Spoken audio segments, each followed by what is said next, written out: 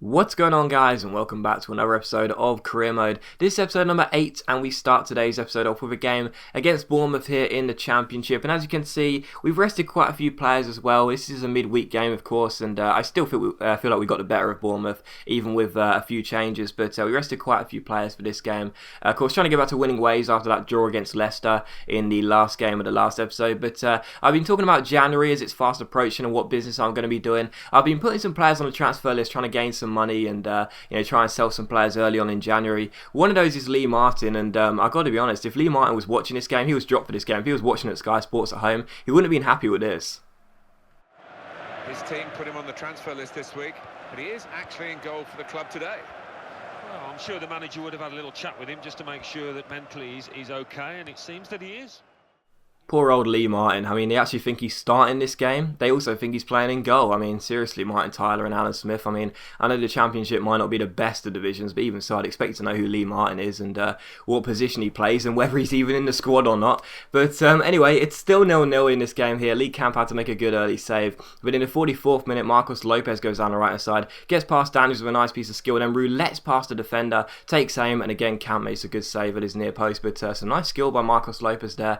Still 0-0, but in the 45th minute, a good chance to take the lead, and Michael Ngou does do it. It was from Marcos Lopez's corner there. No skill on the corner, simple ball into the box, but great header by Michael Ngou. Gets his first goal in a Millwall shirt, and I was very, very happy with that one. But for those of you that have been wondering what playing the AI on Legendary is like, I think this picture kind of sums it up. I went into the stats of half-time, and this is it. I mean, 1-0 in our favour. We've had 7 shots to their 0. We've had 7 shots on target to their 0. We've had 35% of possession.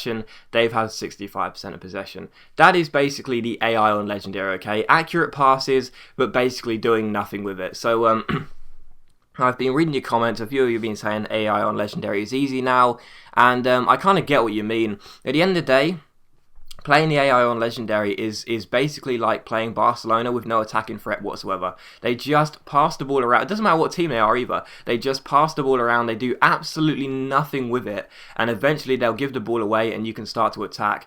But it's just unbelievably frustrating, and it is really, really annoying. So for those of you that are wondering, what playing the AI on Legendary is like, hopefully that picture sums it up. It's just so frustrating, and that is why chances in these games are so far and few between. They barely ever come about. But anyway, Bournemouth in the 84th minute here did have a good chance to make it 1-0. A great scissor kick volley was well saved by the goalkeeper Nyland, but the rebound was struck in there, and Bournemouth did manage to get an equaliser with just 6 minutes to go here.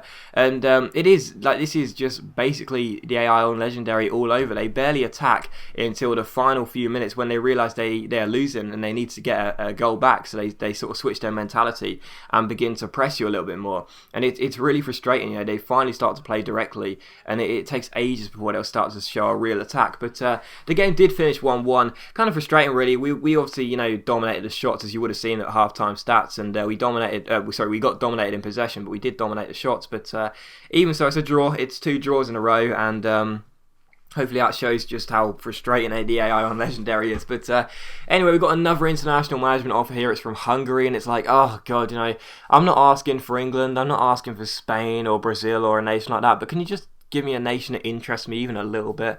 We're not going to take either of those, any of those nations, but they're all stalled for the time being. But I'll just say right now, we're not going to take any of them.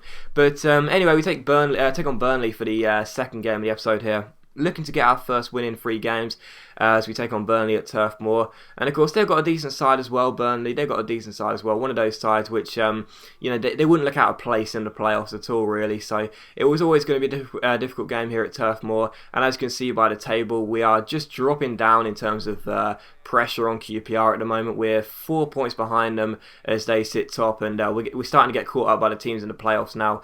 But we do take on Burnley with one of the strikers that I did want to sign in Danny Ings in the summer, but of course we didn't have the money for him. But we take on Burnley, and in the 4th minute the chance did come to them, really. The cross comes in. I'm not sure who went for the shot, but what a fantastic save by Nyland there. Really good stop by our goalkeeper, and it's still 0-0. And in the 27th minute here, Danny Ings gets past his man. Lovely piece of skill and agility there. Keeps on going, rises to challenge, plays it through to Vokes, and again, Nyland makes a really, really decent save. So 2 very good saves for our Norwegian goalkeeper early on here. And on the stroke of half-time, Liam Trotter gets onto the ball in the centre circle here, plays the ball through to James Henry. Henry gets past his man, sees the run of Steve Morrison, plays it through. He rounds the goalkeeper, just about keeps on his feet, and surely he's going to score. No, I didn't realise I was holding L1, and sadly I chipped the ball and it was cleared off the line. So still 0-0 here. Would I live to regret that? Who knows? But in the 50th minute here, James Henry went down. I didn't notice this at first, but as you'll see here as the ball gets caught in the middle of the park,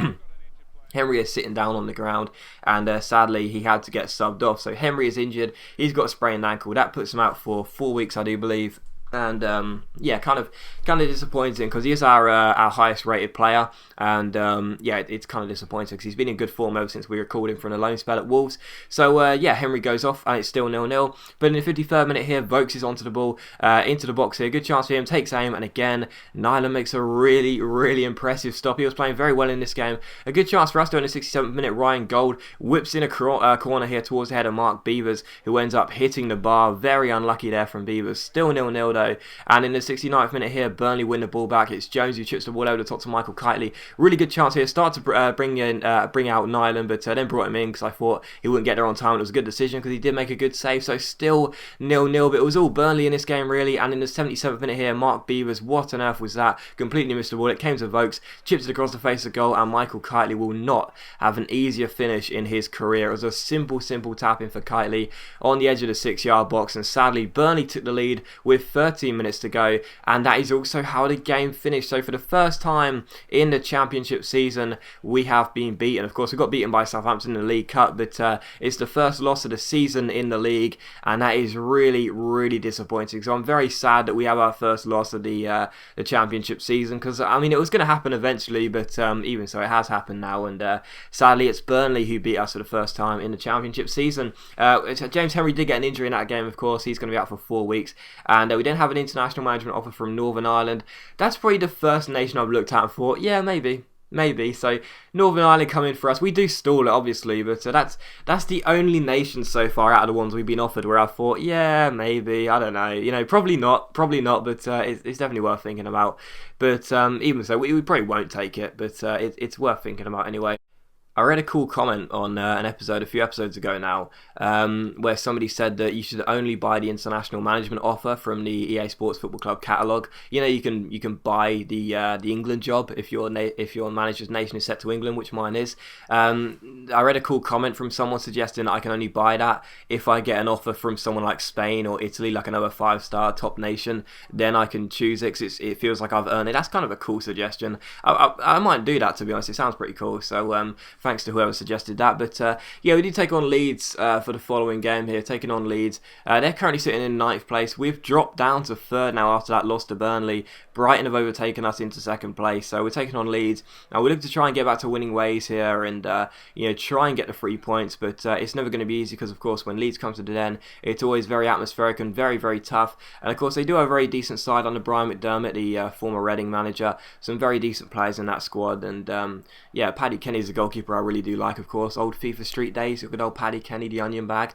But anyway, I really hope some of you are old enough to get that reference. But anyway, the first chance for us came in the 20th minute. It was a good header by Paul Robinson, but sadly he stayed down and our captain gets injured. So really frustrating. Robinson has dislocated his shoulder. That absolutely sucks. And you saw Danny Shutu just a minute ago before the Leeds game asking if he could play. Well, I did leave him on the bench, but he was going to make his start early on here and get onto the pitch. Yeah, it was a very bad injury for Robinson, and looked like more of a problem with his legs, let alone his shoulder. But even so, dislocates his shoulder, and sadly Robinson has to get replaced, and that's really frustrating because he is our captain, and that's very sad. But even so, in the 44th minute here, we have a throw in. Liam Feeney finds Liam Trotter. Trotter gives it to Nicky Bailey, finds Ryan Gould at the edge of the area, gives it off to Scott Malone, gives it back to Ryan Gould, takes a shot here, but it's just wide of Paddy Kenny's post. So still 0-0, and that was how the first half finished, really. A very uneventful first half, I'm afraid. But in the 68th minute, Carrasco gets onto the ball here, gives it to Nicky Bailey. Bailey out wide to Morrison, back to Carrasco.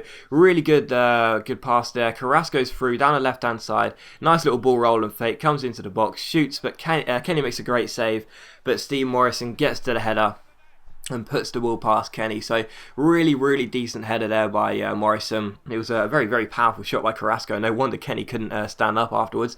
But yeah, 1-0 here. We're in the lead, but in the 81st minute here, a cross comes in, and Danny Shittu off the bench and Mitchell Weiser seem to get in each other's way, and El Hadji Diouf comes off the bench and makes it 1-1. So very disappointing there to concede late on, and sadly that's also how the game finished. So a 1-1 draw, and that's no wins in 4 games now. We've also had our first loss in this patch, and I mean, you know, cracks are starting to appear. I guess that's all I can say, really. We were never going to carry on with this incredible form all through the season, but cracks are beginning to appear. We're starting to look a bit vulnerable at the moment now, and it's beginning to get quite frustrating. But yeah, Paul Robinson's out for 8 weeks, so around 2 months.